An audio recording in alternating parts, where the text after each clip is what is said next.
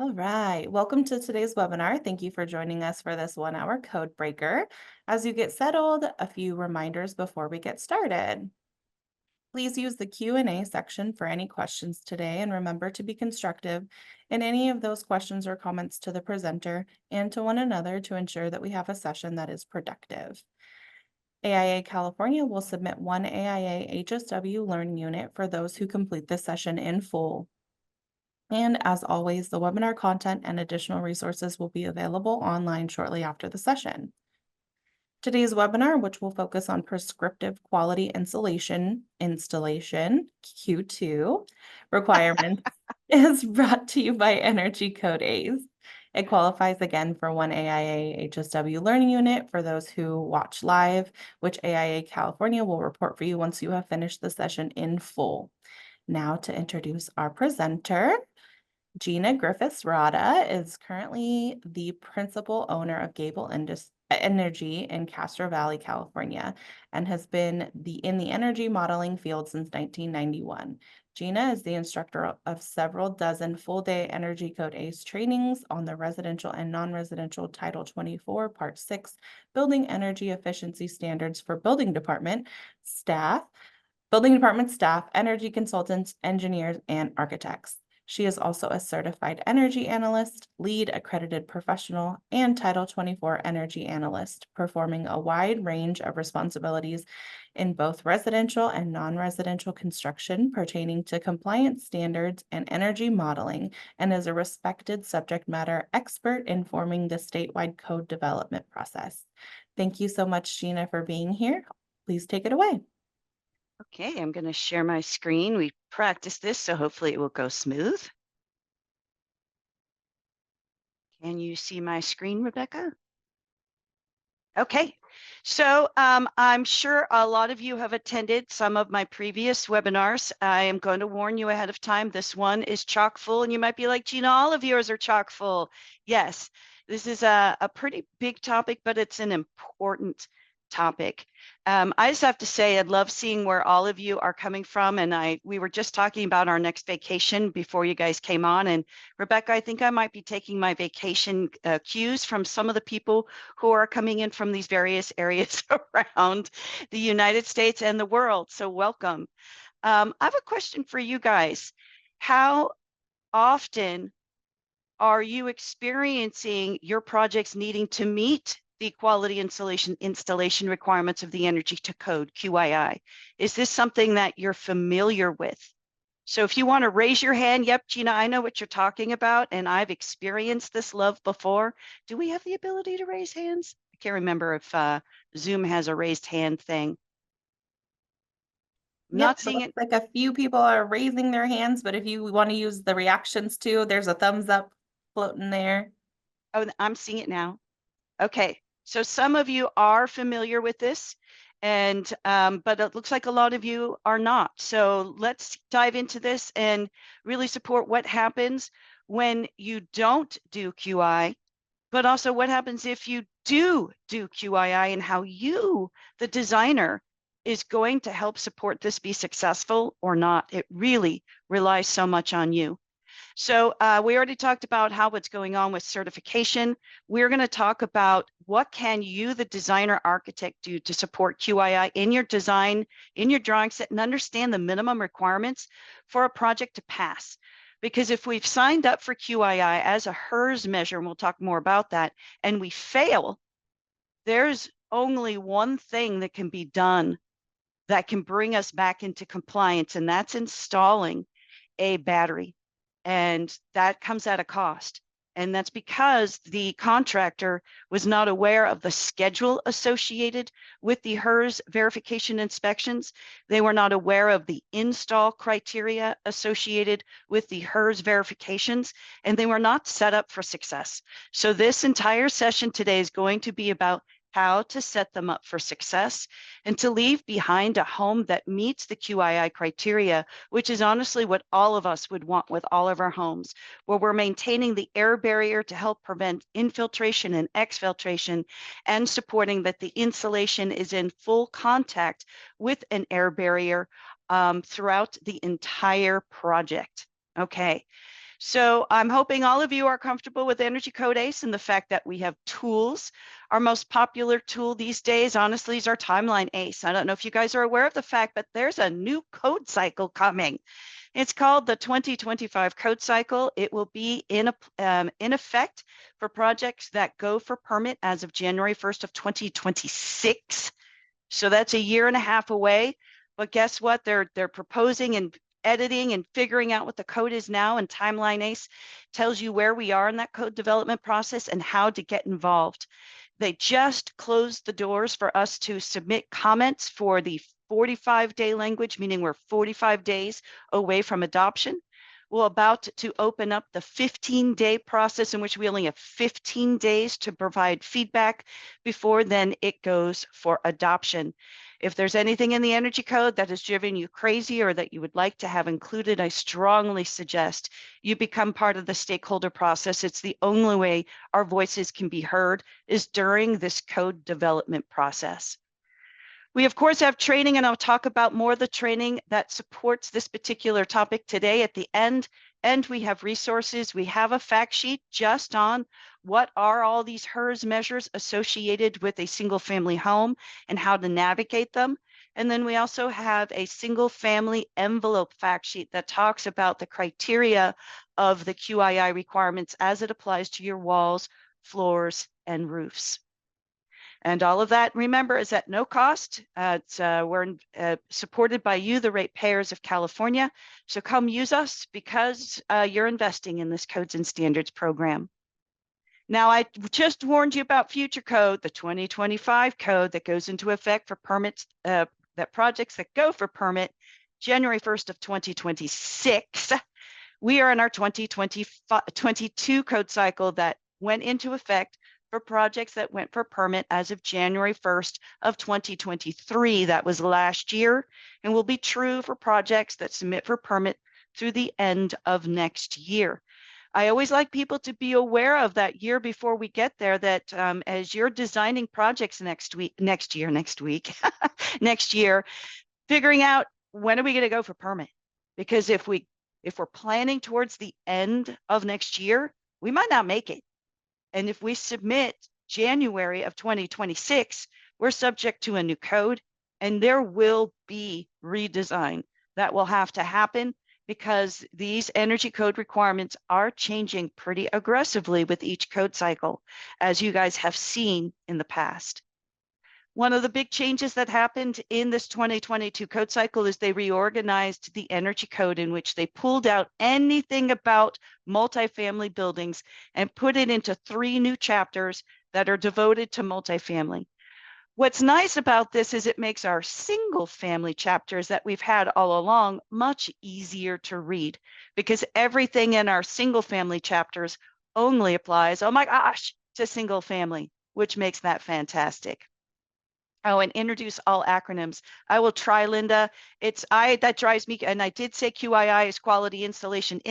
I will keep trying to do that, and I will be telling you what HERS means in just a moment. So we have 3 buckets of how we look at the requirements of the Energy Code, and for those 3 buckets, Energy Code ACE uses these symbols and these colors.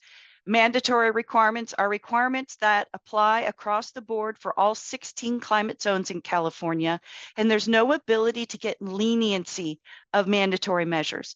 Now, mandatory measures may differ from new construction to, let's say, an alteration to a single family home, but what you don't get to do is trade them away. Now, it's assumed that you, the designer, are aware of the mandatory requirements and that you're integrating those requirements into your designs and providing note blocks to support the mandatory measures. They will not be included in your CF1R performance documentation that you get from your energy consultant. It's expected you know what to do. There are some great tools on the Energy Code ACE website. There's a single family mandatory note block tool, and there's also a mandatory summary sheet that's provided by the Energy Commission that can help all of you architects be aware of what the mandatory requirements are and help you develop some note blocks that can be integrated into your design sets. Now, prescriptive measures are based on cost effectiveness associated with a specific climate zone. We have 16 climate zones in California. Climate zone 1 is the up north against the coast. They see one, that's why it's climate zone 1, they get one sunny day a year. So it's all about space heating in climate zone 1. And that's where insulation is going to be really important. And quality insulation installation is just like what it's talking about. It's about insulation. So the ability to get trade-offs in the importance of QII, which is a prescriptive measure, by the way, is going to differ based on if you're a cold climate zone in which you're using a lot of space heating, and insulation is really going to do an amazing job to reduce that heating load, versus a climate zone that's hot. The higher the climate zone number, the hotter it's getting until 16. Climate zone 16 is our coldest climate zone in California. That's where snow stays on the ground. Again, this is where QII is going to be vitally important to help support the heating energy performance of the home. Now, it still has a play in our cooling climate zones where we have air conditioning, but I just want to emphasize building science. Hey, insulation is really helping prevent heat from being released from our home, from preventing that cold air from mingling with our hot air that we spent money to heat up. And QII is really going to be important in those colder climate zones. Now, I have to do QII if I use the prescriptive approach. Very few people use the prescriptive approach for new construction and for large additions.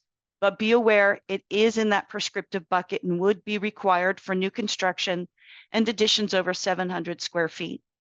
A lot of people use the performance approach for new construction and larger remodels and additions for single-family homes.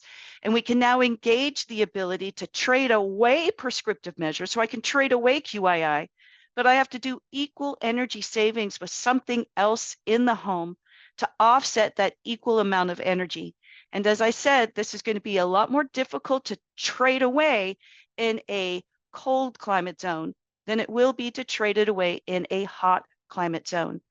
The Energy Commission has put in a backstop because we do find if contractors are not aware of the QII criteria, they fail. Failure is huge in QII if contractors are not prepared. And the one thing that can be installed in the home to offset the QII penalty is a battery storage system of 5 kWh or greater. If you were going to be doing a battery anyway, and you were already using that to trade away, let's say, window performance, well, then now you're kind of in a pickle because you used the one building feature that can always offset a failed QII experience. So question for you, which code sections support single family? Which parts of the code got much cleaner because they no longer have multifamily in them? What are those code sections? You could put it into the question or you could put it into the chat. So yeah, note single family home because I'm asking about single family home. What's the code sections that you're going to find the single family home requirements? But thank you, Martin, for putting something out there. I appreciate that. For those of you who haven't attended a session by Gina, she makes you do things. I've got no one here, no one saying anything. Okay, that's going to be the code sections 150.0. Thank you very much, guys, which is the mandatory requirements, 150.1, the prescriptive requirements, and 150.2, how all the rules change for additions and alterations to single-family homes. Now, what is QII? So let's talk about what it is. So first, we have to talk about how we measure energy, how we measure compliance to the energy code. That's the best way to say this because we're measuring a lot of things. Back in the olden times, we just measured efficiency. How efficient is your insulation system, your window systems, your HVAC systems, etc. The less energy they use or require heating or cooling energy, the better your efficiency. That is still a major part of the energy code. And the energy code has to pass cost effectiveness evaluation that any energy code feature that is prescriptive has to show that it will pay for itself over the lifetime of that building feature before it can be adopted as an energy code requirement. That's part of why I love the energy code. because I have some confidence that there's been a lot of aggressive studies to make sure the energy code requirements are going to pay for themselves. Well, we have new goals in California, right? What are those new goals we have in California? Electrification and reducing our carbon footprint. So that's when they added the source energy metric. The source energy metric looks at the byproduct of the systems that are being used in the building and what their carbon footprint is as a proxy. So if I'm using electricity, it's like, woohoo, there's no on-site carbon footprint, right? Well, we do know that our grid, still most of our utility power plants are driven by natural gas. So even when we're using electricity, we do have a bit of a carbon footprint associated with us. So that's why you're going to see that for all of the building types that are subject to the energy code, we don't talk electrification. Don't go to your energy consultant and go, I want electric resistance space heating. I want electric resistance water heating, because we're doing electrification in California. We're doing heat pumpification in California, which is an incredibly efficient way of using electricity to produce space heating and water heating. And of course, this byproduct is it also provides air conditioning. So if you want to go and use more electricity than your allotment based on heat pump technology, you're going to be taking carbon footprint penalties because you're pulling more electricity from the grid, of which the grid's still dirty, where it's getting cleaner and cleaner. It has its own goals in California for us to document compliance to. So when we look at the source EDR, we're looking at, okay, we have a home that's in a cold climate zone, it's in Tahoe, and they're using a furnace. And if we don't do QII, which is a prescriptive efficiency measure, it increases the amount of space heating energy we need, which in this case would be natural gas. So we are going to take a penalty in our source EDR metric by not doing QII because the install is not supporting a tight, highly insulated building. And it's also going to be a penalty in our efficiency EDR score. So that's the thing about QII, it's a double penalty. It's a penalty for efficiency, and it's a penalty for your source energy that must be shown to show compliance along with the total energy, which is all about on-site renewables, which is not part of our discussion today. All three of these have to show compliance for a new residential building, which could be a single family home, could be a detached pool house or office building or conditioned garage, or it can be an accessory dwelling unit.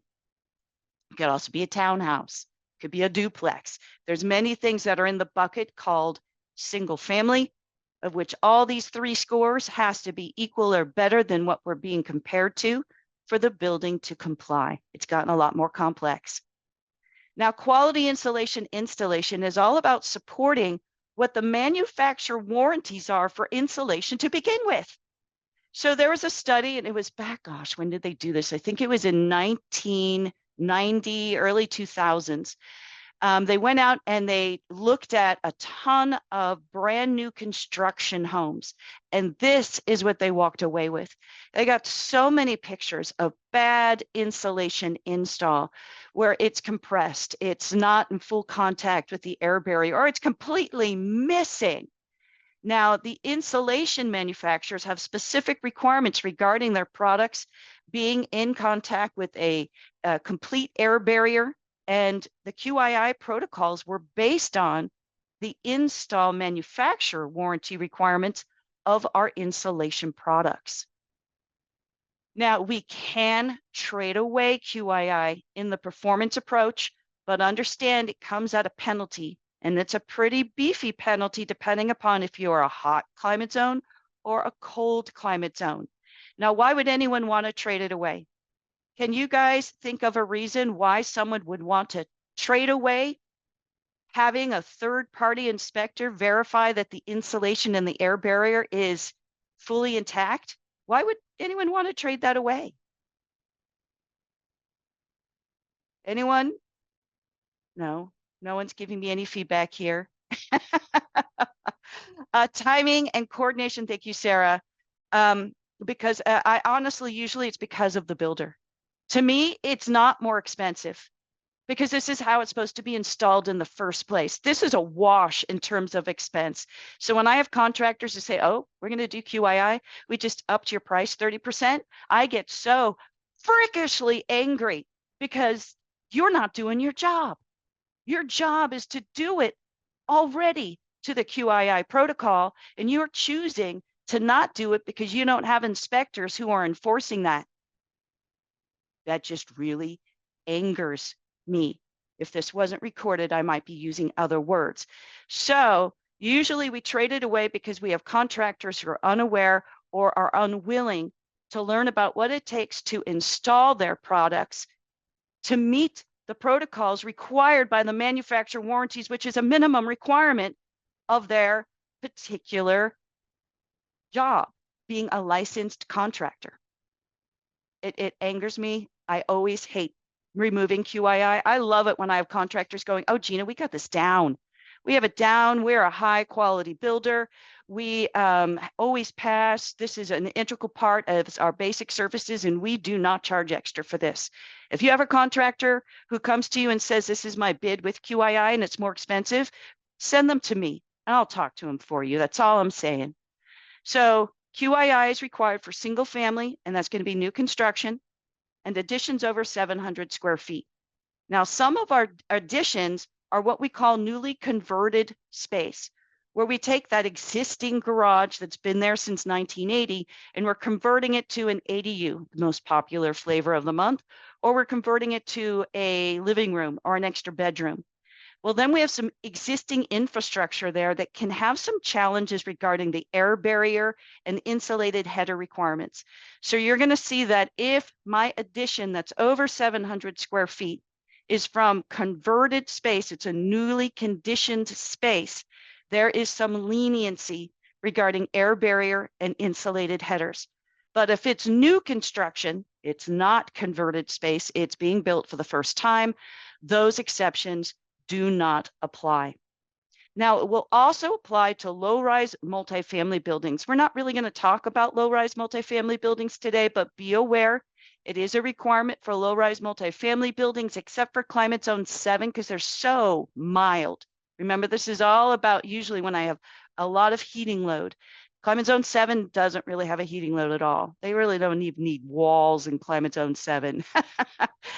So it's not a requirement, but I could in the performance calculation promise it anyway and use it as an extra credit. And it's not going to be required, nor is it an extra credit option for high-rise multifamily buildings in any part of the state. So we have 4 players here. We have the designer, as then they are interacting with the energy consultant about decisions that are being made about the design of the home and what's going to be incorporated and required of the contractor. Then we have our contractor who needs to be aware of what's required of their install and that they need to coordinate with the HERS rater. Now the HERS rater, and that's Home Energy Rating System, is a third-party inspector. It's not your building department and it's not the contractor, it's third party. And this person should be hired by the homeowner. Now, the HERS rater could be hired by the contractor, but the HERS rater cannot be under the employ. They have to be a separate business from that contractor, and they cannot be related to the contractor. It truly needs to be third party. Now, there are a lot of contractors that have great friendly relationships with their HERS raters. Fantastic. I just don't want it to be so friendly that the HERS raters trying to not be removed from the job and they want to keep the job or they want to keep the relationship with their contractor so that they ignore many of the requirements that they're supposed to be inspecting and passing, and they pass them even though they shouldn't. And we are aware that that does happen. There's a lot of cleanup happening right now for 2025 regarding the HERS relationship with the contractor and what happens to those bad apples. But it does happen, which is why we'd like to talk to you. If your client is the building owner, have the discussion with them and go, you know what, you should pick your own person because your person is working for you, okay? Enforcement. So we want to make sure our plans examiners are aware when QII is in the compliance documentation. It's not easy to find. I have some building departments that have a red stamp that says QII required, and they stamp it on every single sheet of the set when it comes into their building department. San Leandro Building Department, I love it that they do that. You might want to consider it yourself. What are you going to put in that design set that supports the fact that QII is required? And don't leave it to this form that no one can read. Who can read the CF1R and say, oh, it was in the Title 24 report. Didn't you see it? That's not helping the contractor. And then we want to make sure our building inspector is making sure the HERS rater is engaged at least by framing. Because if I don't have the HERS rater out there for the framing inspection, they have failed QII. So we do ask our building inspectors to make sure they're asking what's going on with the HERS rater. I see QII, we're at framing, and I don't see that they've been here yet. If you don't do it now, you're going to fail. Okay. And then we have that HERS rater who is third party, who's going out there and doing the inspections. They do not get to install the products. They only get to inspect the products. So I see Nathaniel is asking a few questions here about the grid. Hopefully I've answered that already, Nathaniel, about the grid. Installation is great, but we have to think about it carefully. When will the energy code allow this so that manufacturer will supply this for the wall, board, flooring, etc.? Phase changing. Oh, phase changing material. They keep promising it to us, Nathaniel. We'll see what happens. I sometimes take their promises regarding what's coming next in the software with a humongous grain of salt. Matthew's asking, are there any types of insulation that are easier? Yes, we'll get into that. How do we find HERS raters? How do you find good HERS raters? Oof. Ask around. I would ask other architects that you work with, do they have people that they appreciate? Like, I would talk to the building department also. Hey, building department, are there any HERS raters you want to warn me against? Because they know them, right? But otherwise, it's going to be word of mouth. There's not a rating system that goes out there. I would always check and see if there's any complaints against them with the Better Business Bureau is one place that I would do. Just like selecting your contractor, selecting your subs, you're going to want to do some due diligence. Ask them to give some qualifications and/or happy customers that you could talk to. Treat it like you would any other person who's coming onto the site. True or false, QII is an extra credit and can be ignored. Is that a true statement or a false statement? Sarah, you're so fast. Yeah, that is a false statement. If that QII is included in the CF1R form, it cannot be ignored. And if you end up ignoring it, potentially your project will fail. And then we have to have some issues with our building inspector. Are they going to final it? Then it's cost, and then it's timing, and it's a nightmare. So we want to make sure people know what they're doing right from the beginning.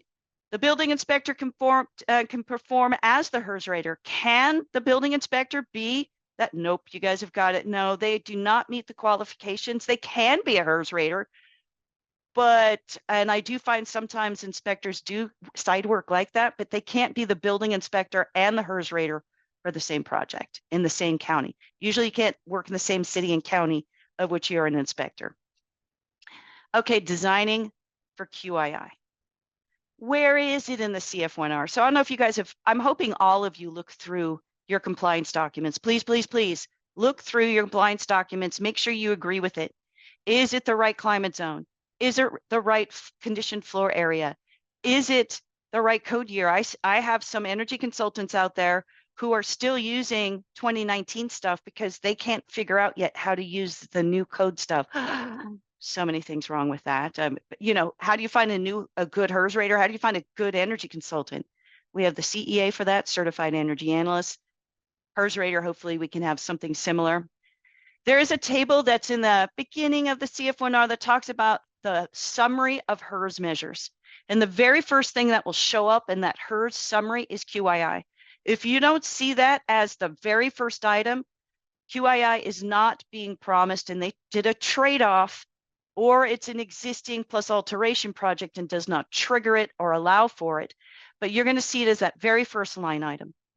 And then way in the back, when it talks about the envelope verification requirements, this is like way on page 10, it says it again in one unique section where it says required. I'm sorry, it's so easy to miss that it says required to there. But those are the two places you're going to see it. You're going to see it on the HERS summary table. You're going to see it way back towards the end when it talks about HERS verification for the envelope. Okay. Now let's talk about how your design should be supporting QII.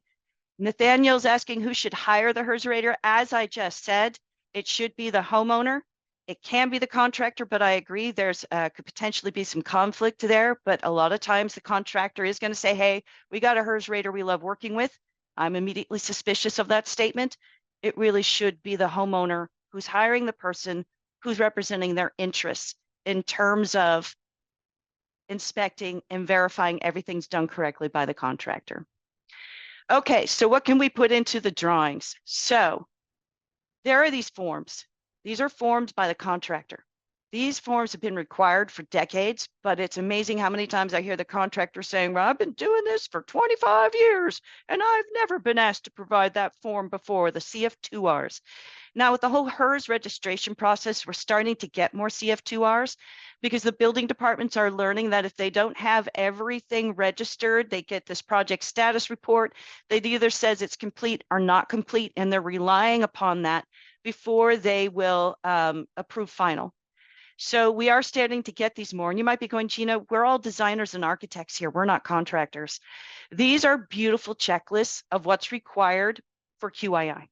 So what I do want you to do is get your hands on these, and they're available on the CEC's website. You can email me and I can send them to you, and use them as a checklist to your design documents, okay? And that's how I'd like to support this with this particular exercise. So here on the CF2R regarding my air infiltration. So there's two layers to QII: air infiltration, that air barrier, and then how the insulation is installed. My insulation is installed once I've completely made sure my air barrier is fully intact and supported to the criteria of this QII protocol. And here it says hard to access wall stud cavities such as corner channels, wall intersections are insulated to the proper R value prior to the exterior sheathing or exterior stucco lath being installed.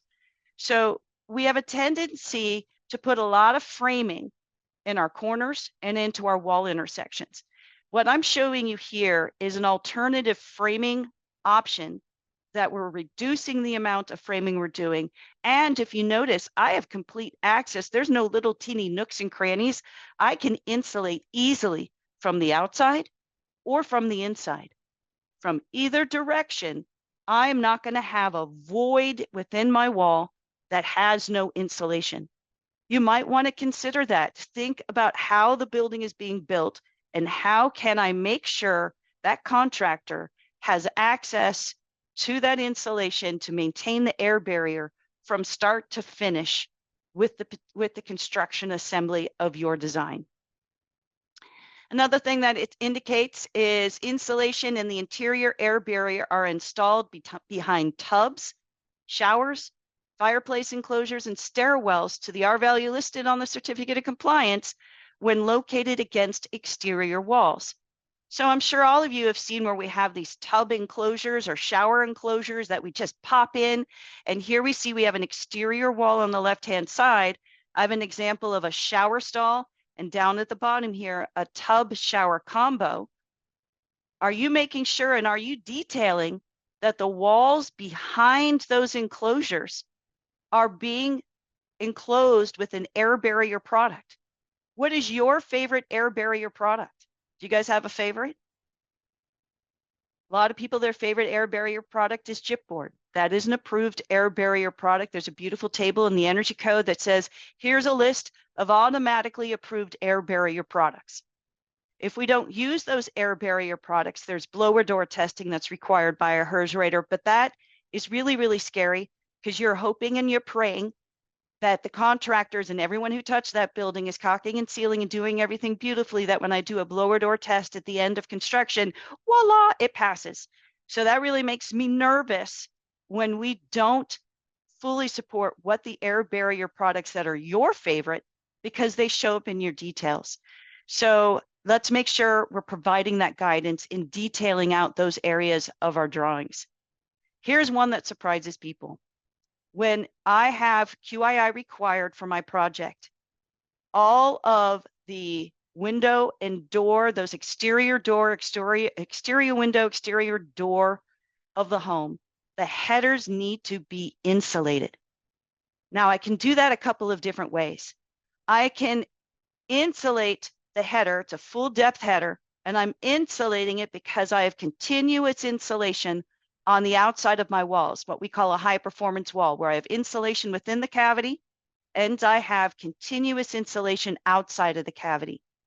Here on the far left-hand side, you can see where they do not do continuous insulation on the outside of the wall. We traded it away in a performance calculation, which a lot of people want to do because of cost, how close we are to the property line, concerns regarding fire ratings. There's lots of reasons why people want to trade away the continuous insulation requirements of the prescriptive wall U factors of the energy code.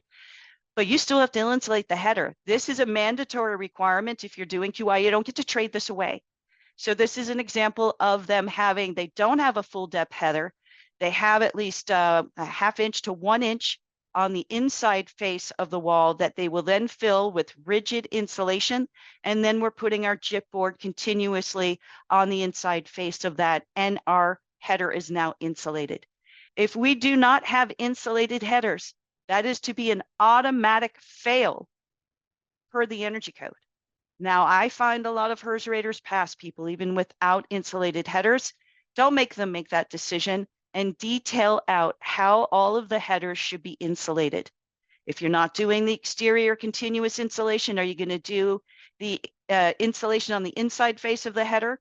Or is it going to be an insulated header product where I have insulation glued within some framing wood members that then that insulation is the header product itself because it's integrated into that header product. Insulated headers have been required since QII was part of the code. It was introduced in the 2013 code as a extra credit measure. And in the 2016 code, extra credit measure, 2019 code, it went to prescriptive, of which was maintained as a prescriptive measure in the 2022 code.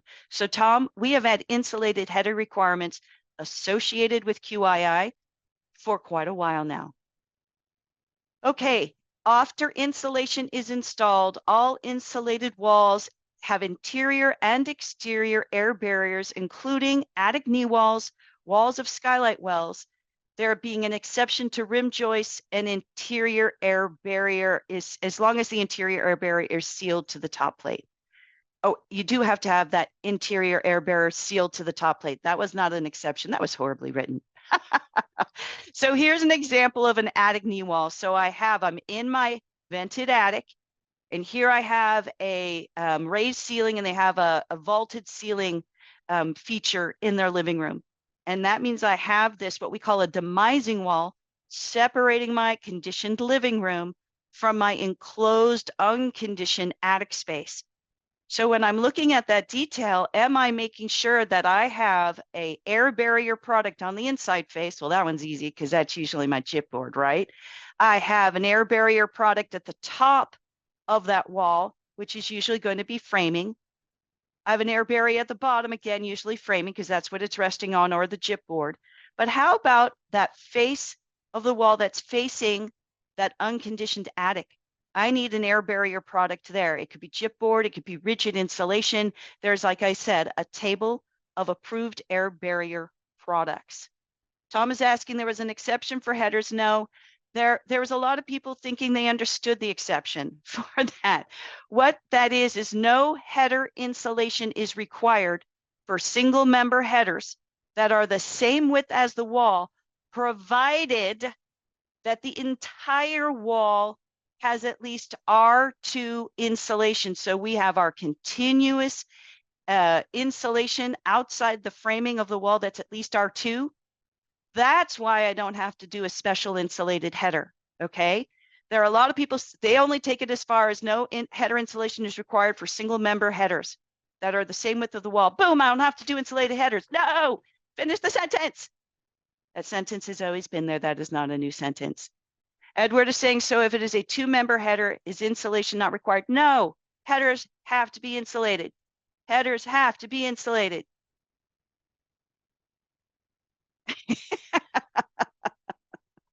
I strongly suggest putting together a note block that helps support the contractor being successful, saying, hey, this is what we should be doing at design. We should get everyone on the table understanding what's required of QII that's included in the compliance documentation. What needs to happen at my grading time period of the project, and this is also to help the inspector understand what should be in place when they go for grading. What has to happen at framing, rough-in, what needs to happen in terms of insulation install, what do we want to see when we talk about drywall and our finishes. So throughout the inspection process of this project, we have indicated and supported what needs to happen to successfully pass a QII inspection protocol. This is available through Energy Code ACE. It is a 2019 code reference, but nothing has changed from 2019 to 2022 regarding QII. So this particular note block tool is 100% still going to be appropriate for this code cycle.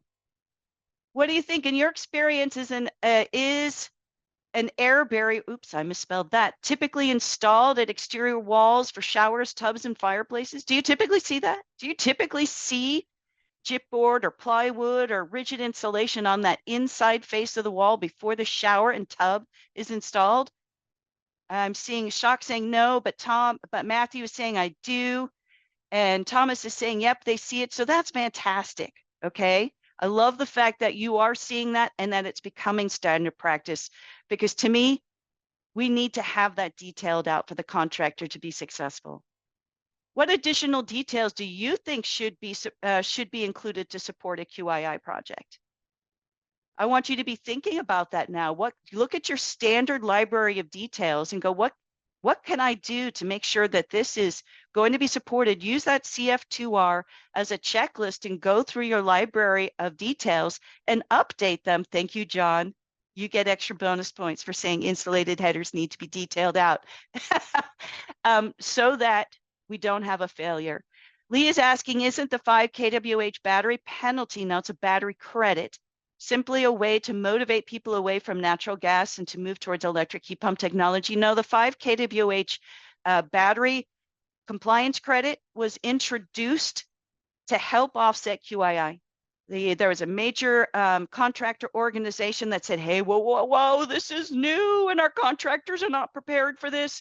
We need a back door for when they don't, because contractors learn by being told by their inspectors what they need to do, and that's too late.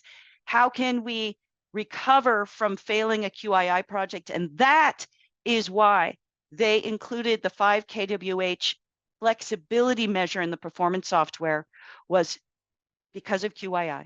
It was not at all regarding heat pump, gas, et cetera, and so forth. It was all about it being the exact equal offset to QII in the performance calculation. Charles is asking, on the insulated header diagram, does the R2 insulation shown in the interior side meet the code? As we read there, it had different requirements. I think it's R3 if it's on the inside face, R2 if it's on the outside face. That's why we want to use that CF2R checklist. It tells us exactly what we should be seeing. Tom says, another header question. There's always questions about the headers. I got to tell you, that's usually the one thing I say. And every single time I do this particular session, people are like, what? Another header question, softwood is I don't care about the wood R value. I don't care at all. Don't talk to me about any R value other than the insulation. When the Energy Code says an R value, they mean a rated insulation product by the Household Bureau of Goods and Household Services. They just changed their name and it became even longer. You are not determining the R value of the assembly. That's when the Energy Code talks U factor. When the Energy Code talks R value, it's because they're talking about a rated insulated product, okay? Preparing for QII. So this is where we just want to talk about, let's make sure everyone is aware QII is part of the project. Let's make sure that as part of the scope with the contractors, they must meet with the HERS rater before they start building anything at that site permit application or approval. And we're out there on the site, we're starting to just move dirt around. Let's have a meeting with the contractor and the HERS rater, so the HERS rater can introduce what they're looking for and help teach all the subs how to install appropriate air barrier and insulation install so that it will pass beautifully, and the project status report that supports all the HERS measures and documentation requirements of HERS measures says everything passes and everything is going smoothly. Now, there is this handbook. This is one of the best resources we have oops, I meant to do this, but I meant to do it just so that I could put this link into your guys's, into the chat. I'm going to do this right now. This is one of the best resources that's given to us by free by one of the HERS providers, which is CalCerts. There's two right now, Cheers and CalCerts. CalCerts gives us to the entire industry for free. And within there, they have lots of different ways and examples of how to do an insulated header. So I just showed you a couple of examples. This handbook gives you even more. It really goes through what are the air barrier products? What are we looking for? This is the handbook that the HERS rater is supposed to use to make sure that they are verifying and supporting QII appropriately. Within that resource, they have this schedule, and I love this schedule because it tells you who needs to be doing what at what time throughout the design, construction phase, and final of a project so that everything can go smoothly. Maybe we just copy this particular table and put it into the plan sets so that everyone understands who's involved and who has to do what. Now, for the contractors, we tell people, hey, use those same exact checklists that I'm asking you to use, the CF2R forms, and start assigning responsibilities. Where do we need to, all penetrations need to be sealed? All openings to the top and bottom plate need to be sealed. How about we say all subs are responsible for that? Now, when we're talking about framing sealing, that's regarding particular, the wall air barrier, the rim joist, etc., let's give that to the framer. And then anything regarding the electrical boxes and so forth that need to be sealed so there's no air flowing through it, let's put that on the electrical. Here, there's some stuff regarding the window. And we want to be very, very careful what we put around windows because it can void the window manufacturer warranty because we're using a product that is making the window bow and it's going to break the seal. Let's make sure the window installer is using the appropriate insulation and or caulking and sealing as is dictated by the manufacturer warranty of the window so that it is done appropriately. Here we have regarding fan exhaust systems. Let's put that in the responsibility of the mechanical. So we can assign responsibilities. So who is responsible for signing and taking responsibility for this air barrier that this is going to be a dropped-in jacuzzi tub? What do you guys think? Do you think that this air barrier, I see it looks like it's a chipboard air barrier product. See that beautiful caulking that's on the rim, the rim, oh my gosh, the floor plate? It's gorgeous. That's beautiful. Who should take responsibility? Yeah, the general contractor needs to decide who and then follow through and make sure before that tub is installed that the HERS rater saw this. If they put in the tub before the HERS rater saw this, they got to take out the tub, which might already plumbed in, might cause some damage, so that the HERS rater can verify that's there. Otherwise, they're going to have to fail the project. So let's look at some inspections, what happens during inspection. And I want you guys to see this about what can go wrong. And we provide guidance to our contractors. Your HERS rater is to be that person who's informing you what needs to happen so you can pass. It's not supposed to be a secret. It's not supposed to be, ooh, what's going to be my final score? They're supposed to help you understand what's required, use them, ask the questions. So our first set of inspections is all about the air barrier. And here we're looking underneath a tub. So we're down in the crawl space and we're looking up. Now, usually there's this big old hole where they connect the waste piping. Here we could see they used an air barrier product. They used a piece of chipboard and they did it with some foam insulation product to totally do an air barrier where it's tight. There's no air that's going to be passing through here. Here we see some waste piping and some water piping that's penetrating some of my framing in the attic so on the other side of this wall is conditioned space. I want to make sure that there's no transfer of air going in all those nooks and crannies. Here's an example of an exterior wall. How do I know it's an exterior wall? I can see sunlight. So I can see sunlight, and this is a waste vent. This is a clean out, waste clean out. And like they tried to make sure it was But look how horrible they did. It's just awful. When we're talking about that, the bottom plate, there's some great products out here. This is a foam strip that people can use, or they can use old school caulking, as long as it's done appropriately. Beautiful. This is really helping prevent infiltration and exfiltration. This is gorgeous. Here's an example of we are looking down in the wall cavity, and they did this beautiful caulking job here for the inside face of the wall, but they completely failed when it came to the outside, all 6 sides of the wall cavity. The outside, the inside, the left, the right, the left, and the top and the bottom, all 6 sides have to be sealed appropriately to limit air infiltration. And here, why did they even try? I mean, this is lazy, lazy, lazy, lazy. They didn't even clean up first. Then they ran some stuff there thinking, oh yeah, this is going to be fine. These are pictures of fails, okay?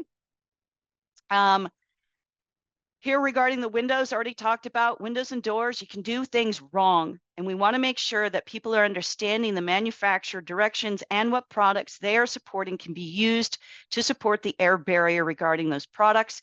Let's make sure we use them. But now we have insulation, and we need to make sure that the insulation is in full contact on all 6 sides with our air barrier that we've now already determined is gorgeous and beautiful. Now, a lot of people feel that bad insulation is the worst insulation product for QII.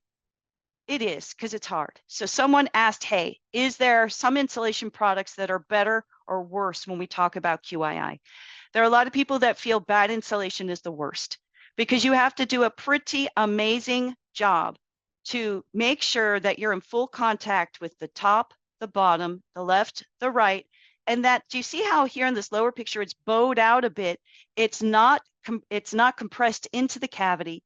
It's now, when I put the chipboard on the inside face, it's going to be in full contact with that bad insulation because it's fluffed out a bit, meaning it will be in full contact. I find most HERS raters, when they're doing this type of inspection with bad insulation, they go around with crochet hooks to help fluff and get things and move things around. That's what the insulation contractor should be doing. The insulation contractor is low man on the totem pole, and they're usually the last. They don't have a union. They're usually the newbies on the construction team, but honestly, they're the ones that have such a high quality of work that's really needs to be expected of them. Here we have, yeah, there's insulation here, but woof, look at this baby. This is not going to meet the QII protocol. When you want a house that has this, in which there's going to be so much leakage and transfer of heat because of this. Here's an example of we're using a straight edge and we're seeing that the insulation is been pushed into the cavity, meaning once I put that chipboard there, that insulation will not be in full contact with that air barrier. Here, they did not make sure that it was fully in contact in all the corners. It takes a lot of work to do this right. Here's an example of, look at all this corner. This is a low-rise multifamily building, and this is a corner cavity. So these are 2 walls intersecting.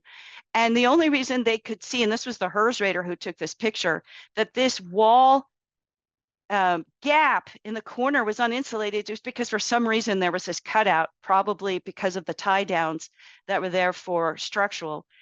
And it's not insulated, but I have my exterior air barrier there already. And how am I going to do it from the inside? This is a fail. They failed QII because of this.